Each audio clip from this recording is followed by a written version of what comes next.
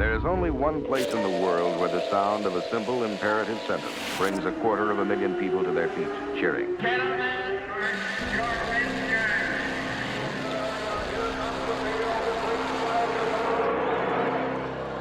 At Indianapolis.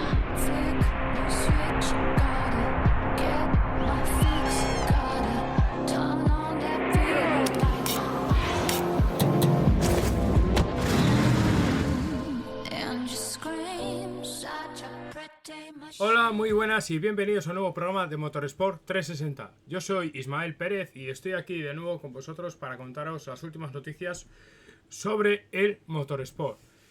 Vamos a empezar por la Fórmula 1, pero antes de comenzar, quería comentar y perdonarme por el error que tuve la semana pasada, ya que dije que la carrera de Austria era en formato al sprint, o sea, con carrera al sprint el sábado.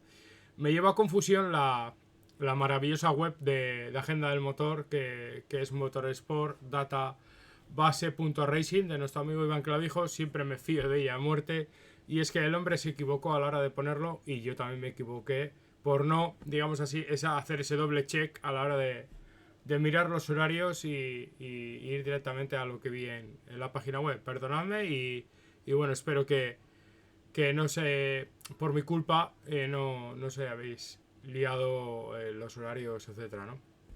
Bueno, sin más dilación, tuvimos el Gran Premio de Austria, Gran Premio MSC Cruises o MSC Cruceros, como queréis decirlo. Carrera de 70 vueltas en la jornada de ayer domingo. La verdad es que la carrera para mí estuvo bien. Sí es cierto que hubo un periodo valle después de la primera parada. Carrera 2 paradas, compuesto para los ganadores que hicieron la estrategia de medio, duro, medio. El duro aquí era el C3, el medio era el C4. El C5, el blando, solo se usó para la jornada el sábado en la clasificación. Y bueno, victoria de Lando Norris y seguido por Oscar Piastri, doblete del equipo británico McLaren, y tercer puesto para Charles Leclerc, el piloto monegasco, con la escudería Ferrari, y en cuarta posición seguido también por su compañero Lewis Hamilton, también de la escudería Ferrari. Quinta posición para George Russell con el Mercedes AMG. Sexta para Liam Lawson con el Visa Cash Racing Bulls. Séptima para Fernando Alonso con el Aston Martin. Octava para Gabriel Bortoleto con el Sauber. Y novena para Nico Hülkenberg también con el Sauber. Y décima y por última posición en los puntos, con un punto, estaban con el Haas.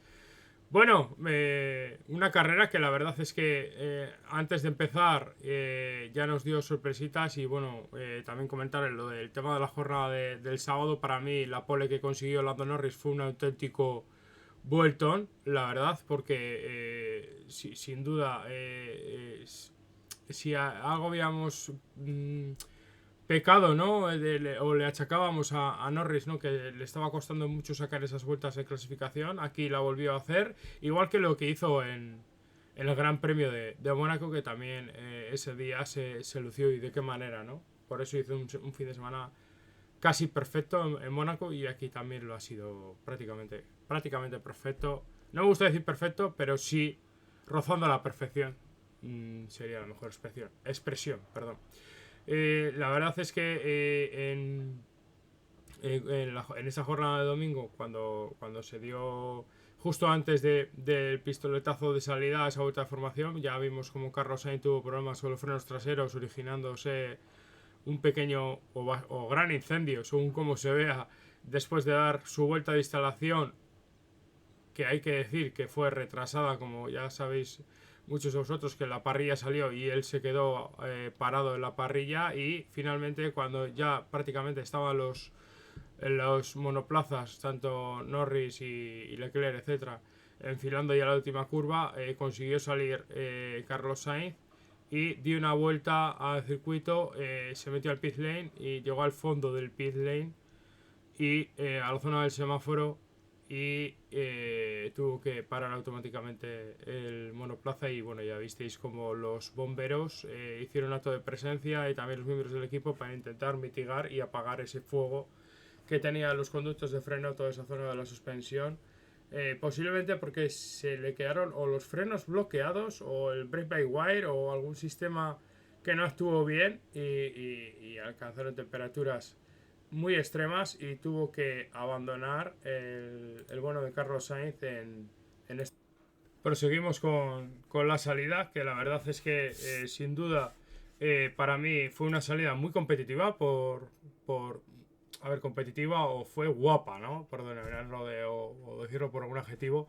Porque vimos como un Charles Leclerc salió muy bien y se llegó a poner prácticamente a la par o en disposición de lucharle la posición a Lando Norris. En esos primeros 100 metros, la verdad es que la velocidad de reacción fue muy buena, la de Charles Leclerc y la tracción de su Ferrari, pero no le sirvió para superar al británico Lando Norris e incluso Oscar Piastri, que salía en tercera posición, se pudo beneficiar de esa pequeña lucha, ¿no? O esa un poco cerrada que hizo Norris hacia el interior, tapándole el hueco a Leclerc y la verdad es que le vino bien porque se puso en disposición de atacar en esa subida, en esa recta curva hacia la curva 3 y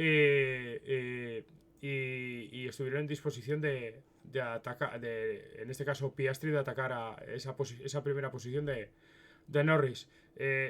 Fue algo noble, yo creo, Piastri en este sentido.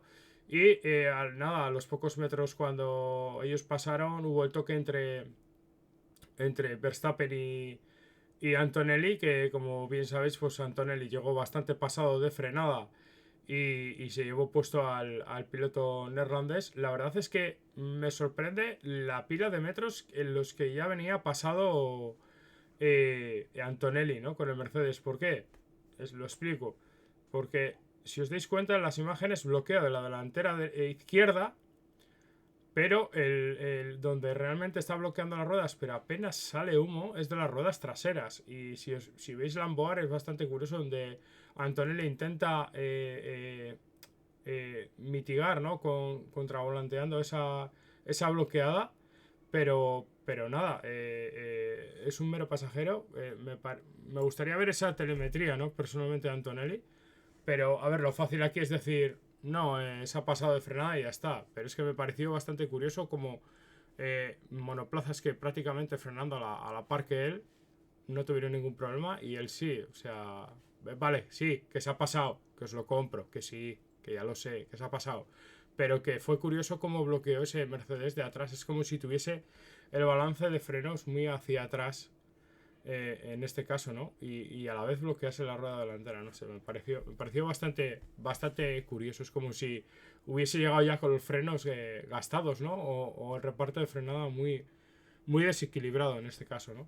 Bueno, pues se quedaban fuera de carrera tanto Antonelli, el piloto italiano, como el piloto neerlandés Max Verstappen. Y bueno, pues nos quedábamos sin dos de los atractivos en la zona alta.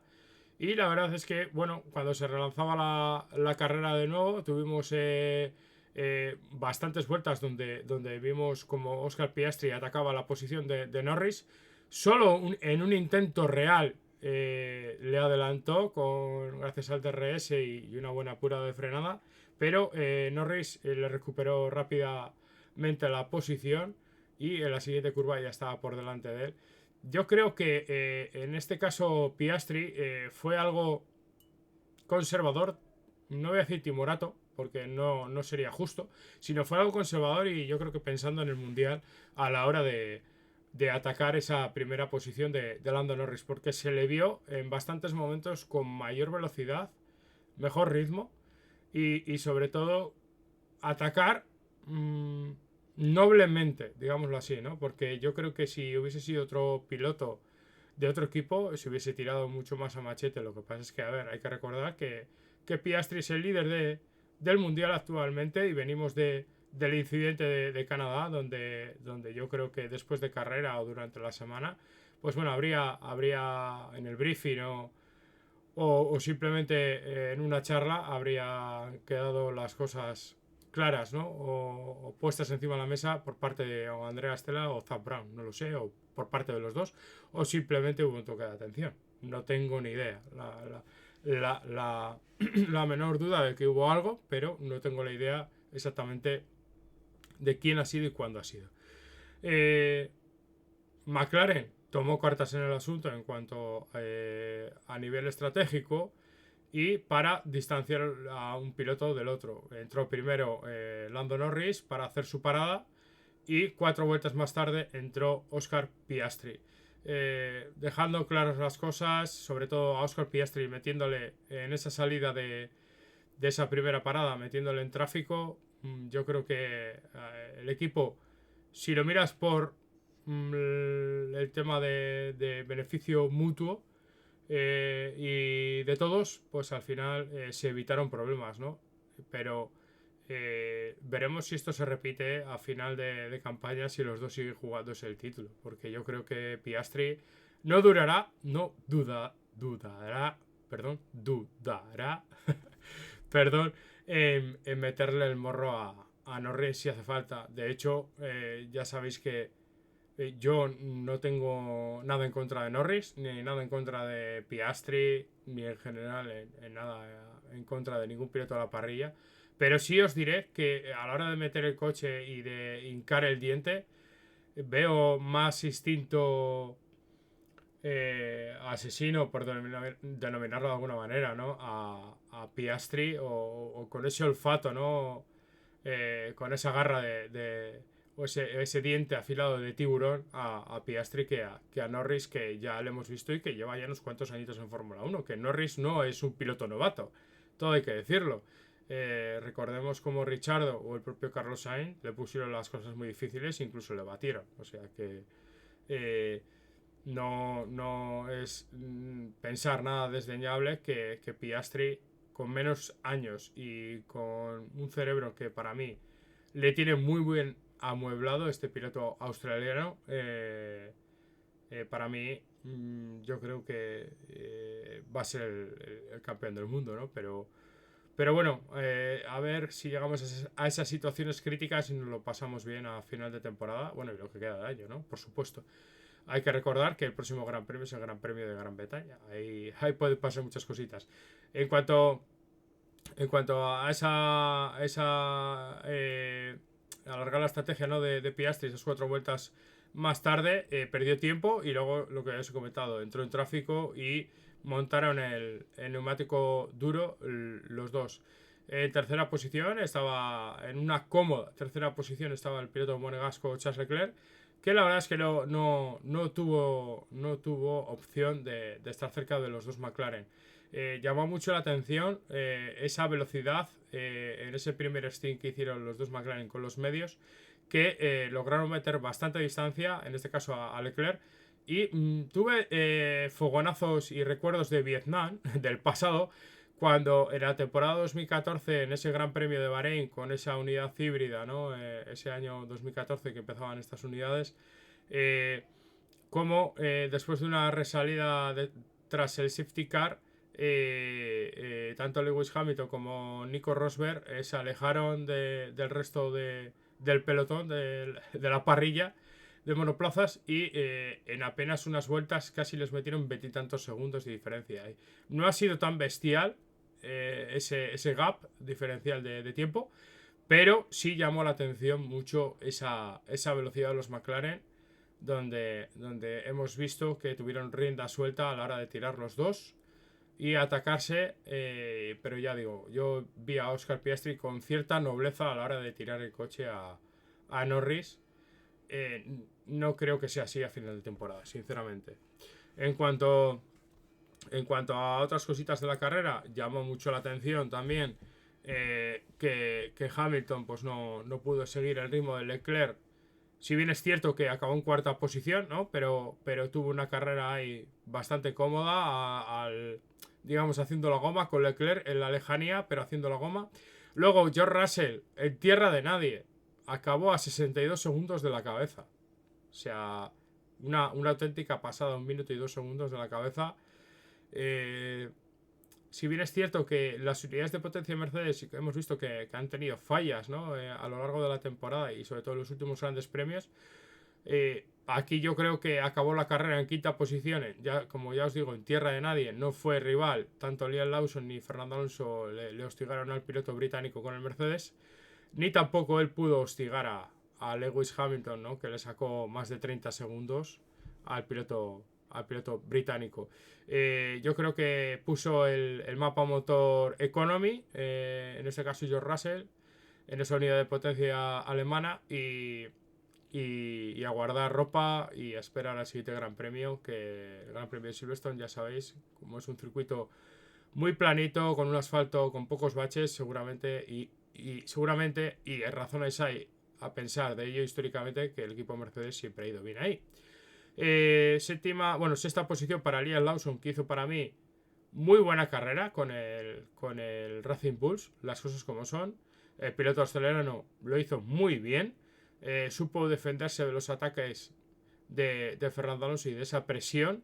No fueron ataques muy reales porque Fernando Alonso, con una meritoria séptima posición con ese Aston Martin, lo dijo al finalizar la carrera, ¿no? Que su misión y su objetivo era estar en distancia de DRS con Liam Lawson para no perder el tren, ya que, digámoslo así, el Aston Martin sin DRS estaba un poco vendido a la hora del ritmo, ¿no? Y gracias a engancharse prácticamente la mayoría de las 70 vueltas de este Gran Premio al rebufo de Lawson, pues le propició aguantar esa séptima posición y también en las últimas dos vueltas, ¿no? El coger sobre todo en la última vuelta, coger el rebufo de Lando Norris cuando le estaba doblando y ponerse a DRS con el piloto británico para defenderse del Sauber de Gabriel Bortoleto, que acabó en octava posición, muy meritoria en la mejor posición del piloto brasileño como rookie y en la Fórmula 1, ¿no?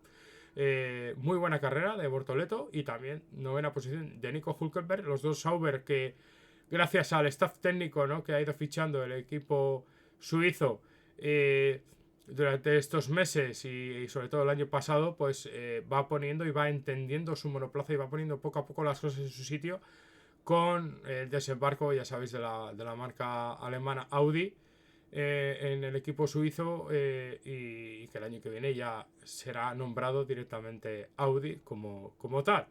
Décima posición para Esteban Ocon y décimo primera para Oliver Bergman. Los dos Haas, en este caso Ocon acabó en los puntos, décimo primero Bergman. Buena carrera, diría yo, de los dos Haas en un circuito que posiblemente no se adaptaba mucho a las mejores condiciones, ¿no? Del monoplaza, pero bueno, un punto y vemos como Haas de manera constante se mantiene cerca de los puntos, tanto con Esteban Ocon, que como ya he dicho en otros programas, le costó en las primeras carreras, pero ha sabido entender ese monoplaza y ya está de manera constante en los puntos, por el contrario de Bergman, que empezó muy bien y ahora le va costando un poquito más, pero bueno, tampoco está tan lejos del piloto francés. En cuanto a la decimosegunda posición, tenemos a Hadjar con el Racing Bulls. En muchos momentos estuvo en posición de puntos debido a una estrategia diferente, pero acabó finalmente en decimosegunda posición. Pierre Gasly con el Alpine estuvo por momentos también, incluso con una estrategia diferente en zona de puntos, pero da mucha pereza hablar del equipo galo. La verdad, decimocuarta posición para Lance Stroll. Fijaros que cuando mejor le va a Fernando Alonso, cada vez peor le va a Lance Stroll. Es curioso cuando a principio de temporada, era totalmente al revés. Decimoquinta para Franco Colapinto, poco que decir del piloto argentino que se había envuelto también con su noda en un percance. Y decimosexta posición para Yuki Tsunoda, el piloto japonés de Red Bull, el único Red Bull en pista debido al abandono de Verstappen, que no entiende y sobre todo no entiende el ritmo ni cómo llevar este Red Bull y sobre todo no hay más que verle la cara en las declaraciones en el corralito o en la atención a los medios de comunicación después de carrera. También abandonó Albon a las 15 vueltas, problemas también de refrigeración creo que fueron, o sea que la verdad es que las unidades de potencia Mercedes pues ahí van y están dejando fallas. A ver si en los dos McLaren falla alguna de ellas para aportar algo de alternativa, sobre todo en la zona alta. En cuanto a lo de el toque de Verstappen y Antonelli, al final de carrera se le aplicó una sanción a Kimi Antonelli, piloto de Mercedes, de 3 puestos de sanción en la parrilla para el siguiente Gran Premio, en este caso Gran Premio de Gran Bretaña en Silverstone, y 2 puntos en la superlicencia, en ese carnet por puntos que tenemos. Y que aquí también Verstappen llegaba con una en el límite, ¿no? De ese carnet por puntos, y si le sancionaban podía ser sancionado con la pérdida de una carrera, pero ya ha pasado este Gran Premio, por lo que tengo entendido ya ha empezado un nuevo ciclo, ¿no? Después del Gran Premio o mejor dicho, en el Gran Premio de Gran Bretaña. Destacar para mí cositas de la carrera, lo que os digo, ese primer stint de McLaren, una lucha muy, muy buena entre los dos McLaren, donde Piastri para mí fue noble a la hora de atacar a Norris. Dejaron claro que los McLaren están un salto por encima del resto de la parrilla, pero un salto bastante importante, sobre todo no solo por el timing y el tiempo que le metieron a los demás pilotos, sino por la capacidad nuevamente de subirse el McLaren a los pianos y no perder tiempo, de que se tragan todo. Es una auténtica pasada lo que venimos reseñando durante lo que vamos de temporada. Un Ferrari que acabó tercero y cuarto, Leclerc, Hamilton.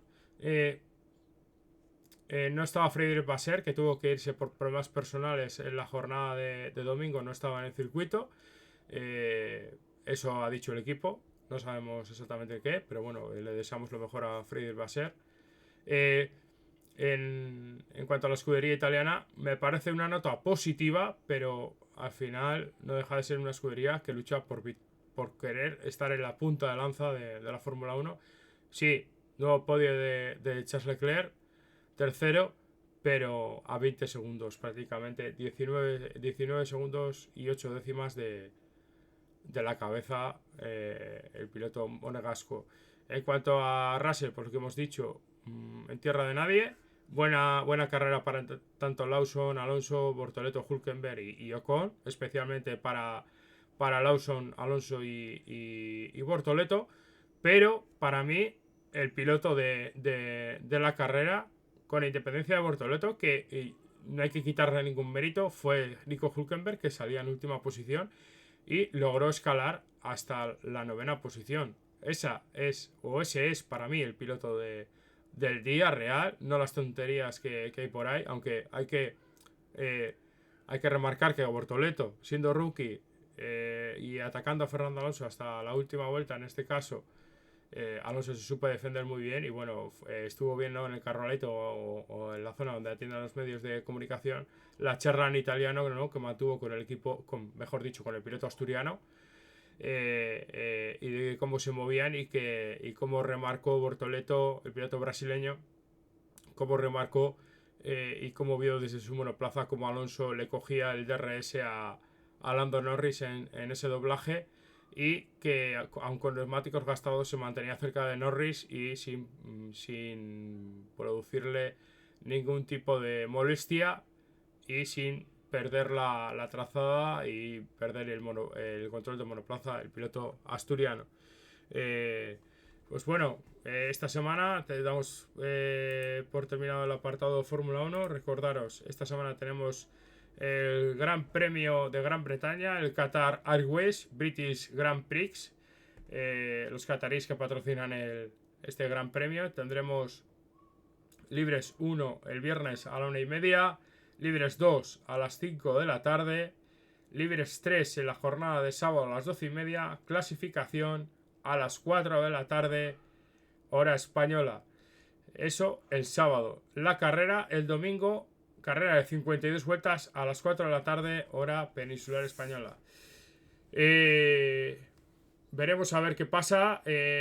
Según los pronósticos meteorológicos dan buen tiempo el viernes, pero luego tanto el sábado y domingo dan condiciones de nublado y con alguna posibilidad de chubasco el domingo, pero bueno, quedan muchos días. concretamente 7 días, y contamos hoy el lunes que estoy grabando este programa. Y recordad que entramos mañana, concretamente, mañana hay cambio ya de lo diré, mañana ya empieza el nuevo mes, el mes de julio, que ya me liaba. Bueno, cerramos capítulo de Fórmula 1, vamos con la IndyCar, tenemos Gran Premio de Mid Ohio, tendremos la carrera el domingo a las 8 menos cuarto, y la quali será el sábado a las 9 de la noche, hora española. Circuito bonito y circuito rutero. Y bueno, veremos a ver si Palou sigue con esa inercia. Todo hay que decir que con la Fórmula 1, perdonadme que no lo he dicho antes, ya sabéis que van las carreras teloneras de F2, F3 y no sé si va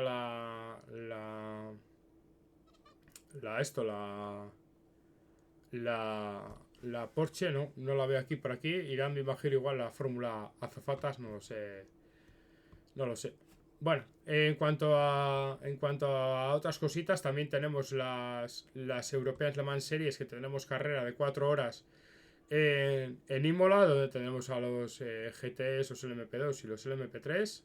Recordar, 4 horas de Imola en el autódromo Enzo Di Ferrari. La carrera será el domingo a las 11:30 de la mañana. No es mala hora. Si estáis en la playa os lo podéis poner en el móvil o en una tablet, o si estáis en casa haciendo las tareas del hogar, pues bueno, no es mala hora. Mientras haces las cositas o las tareas, pues bueno, te la puedes poner. Por ahí tendremos a varios españoles, entre ellos en un mismo GT, en el equipo Kessel, me parece que era. Tendremos a Fran Rueda y Miguel Molina. A ver. No, en el equipo Altitude Racing, perdón. Con ese Ferrari 296 GT3. Y estará, me parece, Fluxa y Juncadella. Puede ser. Juncadella a priori debería estar, ¿no? En el LMP2. Recordad que van líderes de la categoría en las Europeas Le Mans Series. En cuanto a otras cositas que han pasado durante este fin de semana, pues tuvimos las 24 horas de Spa, una de esas grandes citas, ¿no? Después de la tercera gran cita, ¿no? De esta época del año, después de Le Mans, Nürburgring y ahora Spa. Victoria para Mirko Bortolotti, Engelster y Pepper, con el Lamborghini Huracan GT3 Evo 2 del equipo GTR, o mejor dicho Gracie Racing Team, el número 63. Segunda posición para Müller, Nils Hauer y Alessio Picarello, que como dicen en el IMSA, Picarhielo o Picayelo. Pero bueno, aquí lo diremos bien, Picarello, del equipo Runtronic Racing, con ese Porsche 911 GT3.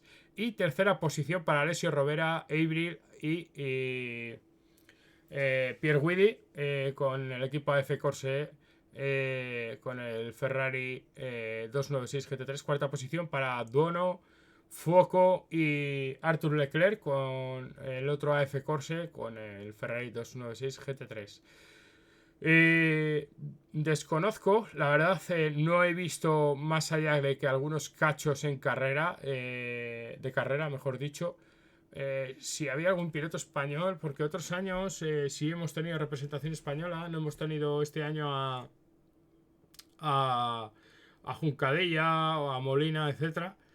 Pero no sé si habrá estado Vidales en esta carrera, seguramente que alguno de vosotros lo sabrá.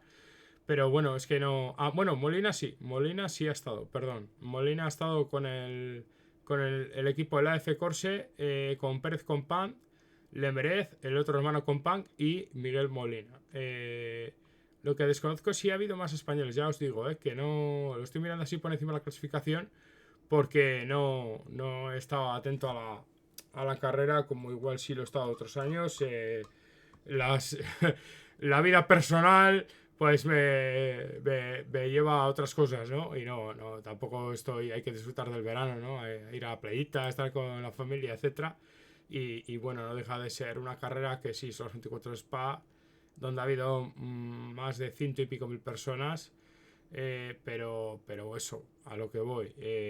Tuvimos por ahí de delegado técnico o mejor dicho, de comisario técnico tuvimos a Sergio, un buen amigo del podcast y personal, trabajando, un español, y bueno, ya nos contará cositas sobre estas 24 horas de spa, pero solo os puedo dar los resultados porque no sé nada más. Pues bueno, doy por finalizado el podcast de hoy.